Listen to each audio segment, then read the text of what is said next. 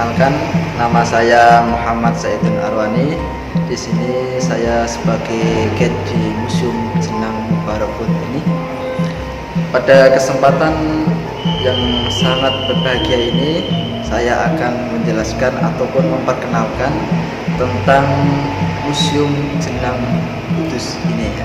Yang pasti di dalam Museum Jenang ini akan diceritakan bagaimana sejarah tentang jenang Kudus, yang dimana jenang Kudus itu sebagai makanan tradisional kota Kudus yang hingga saat ini sudah menjadi makanan tradisional di Indonesia. Dan juga selain sejarah tentang sejarah tentang jenang Kudus, di Museum Jenang ini juga menceritakan sejarah tentang kota Kudus, baik sejarah dalam bidang perdagangan maupun sejarah dalam masuknya Islam di kota Kudus. Oke, langsung saja kita mulai untuk sejarah tentang jenang Kudus. Yang pertama, bahwasanya jenang Kudus itu mulai diproduksi pada tahun 1910 ya. Di mana pencetus atau yang memproduksi pertama kali jenang Kudus adalah Bapak Haji Mabruri dan Ibu Hajah Alawiyah. Beliau berdua ini sekaligus sebagai generasi pertama dalam perjalanan jenang Mubarakpur ini, yaitu beliau memimpin pada tahun 1910 sampai 1940.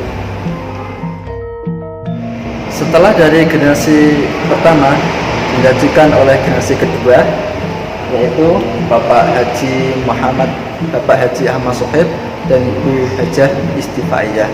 Beliau memimpin pada tahun 1940 sampai 1992. Setelah generasi kedua dilanjutkan oleh generasi ketiga, yaitu Bapak Haji Muhammad Hilmi SE dan juga Ibu Hajah Nujumun Laili SE pada tahun 1992 sampai sekarang. Untuk selanjutnya, setelah kita mempelajari tentang sejarah dari jenang Kudus mulai generasi pertama sampai generasi ketiga, kemudian selanjutnya adalah bahan baku pembuatan jenang, di mana bahan baku pembuatan jenang itu ada tiga. Yang pertama ada kelapa, nanti diambil santannya, kemudian ada gula jaya, yang ketiga yaitu ada beras ketan. Terus selanjutnya yaitu tentang peralatan yang digunakan oleh generasi pertama dan juga generasi kedua. Oke, langsung saja. Yang pertama, ini ada alat parut, di mana di generasi pertama untuk menaruh kelapanya masih menggunakan alat parut manual kayak gini ya, kayak gini.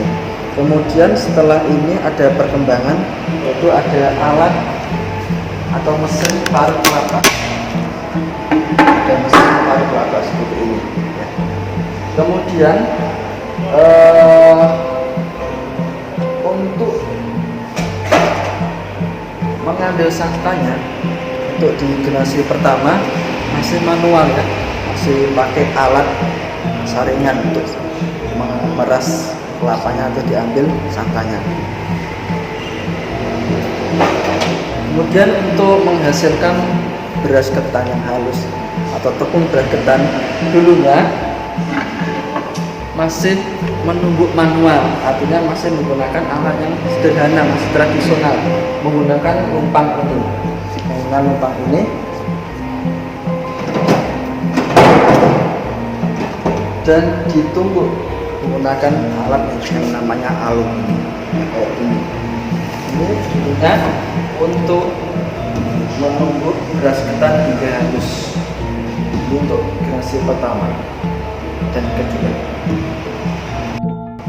Nah, untuk alat peras kelapa yang dulunya untuk di generasi pertama masih menggunakan alat manual seperti ini, di generasi kedua sudah ada perkembangan, yaitu menggunakan alat peras kelapa kayak ini alatnya, jadi tidak manual seperti itu lagi.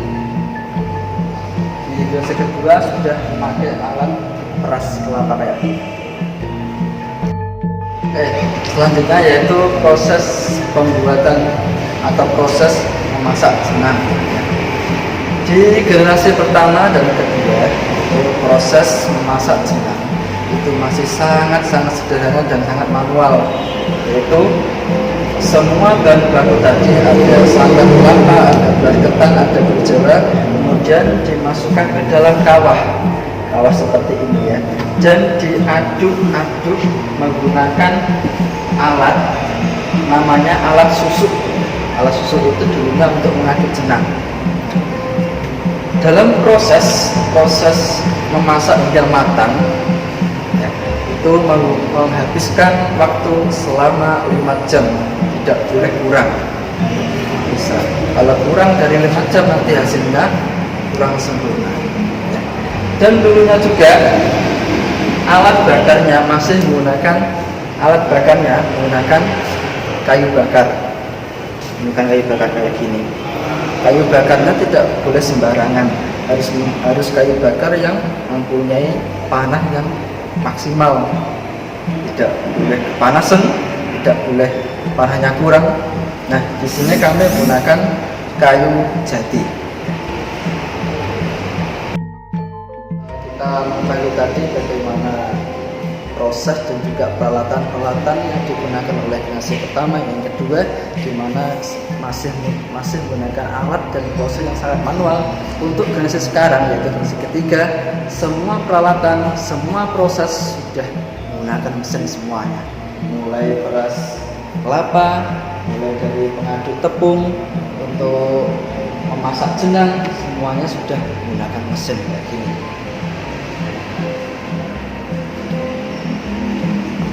Dan yang paling unik ya, mulai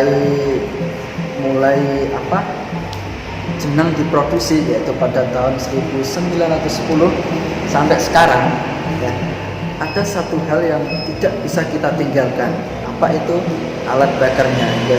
Mulai dulu sampai sekarang masih menggunakan kayu bakar.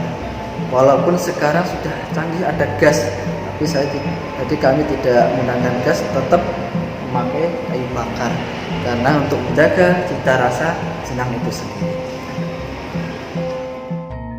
Oke. Setelah kita mempelajari tentang bagaimana sejarah jenang Kudus, mulai dari peralatan dan prosesnya dari generasi pertama dan sampai generasi ketiga, yaitu selanjutnya saya akan menjelaskan bagaimana proses jual beli jenang waktu dulu ya, di mana jenang mulai dipasarkan itu pada tahun 1930, yaitu tempatnya di Pasar Bubar ya, namanya Pasar Bubar. Pasar Bubar itu tempat jual beli jenang pertama kali. Tempatnya di mana dulu? Tempatnya itu di sebelah menara, di komplek menara, tepatnya di Taman Ojek Menara ya. Nah, ini kayak gini. Ini adalah Pasar Bubar, digambarkan bagaimana transaksi jual beli jenang. Itu transaksi jual beli jenang ya. Itu dulunya masih juga manual, tradisional. Nah, gimana jenang dibawa ke pasar masih utuh ya.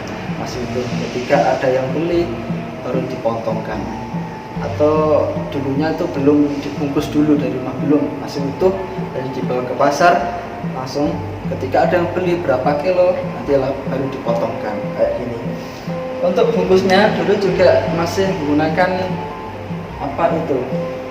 bahan atau namanya dompet itu yang terbuat dari daun pandan kayak gini. Selain daun pandan kita juga menggunakan daun yang lain untuk membungkus jenang. Itu sejarah singkat, sangat singkat sekali ya, yang pasti tentang sejarah jenang Kudus. Dari ini saya berharap untuk adik-adik semuanya bisa mengambil pelajaran dari sejarah jenang Kudus ini, bagaimana kegigihan, bagaimana keuletan, bagaimana semangatnya para generasi pertama hingga yang sekarang untuk selalu menjaga, untuk selalu mengembangkan dan juga memajukan potensi-potensi khususnya di jenang kudus ini ya. Karena apa? Jenang kudus ini adalah satu-satunya jenang yang atau makanan khas yang sangat legendaris ya, yang sudah lama, yang sekarang sudah menjadi makanan khas bukan hanya di Kudus tapi juga di Indonesia.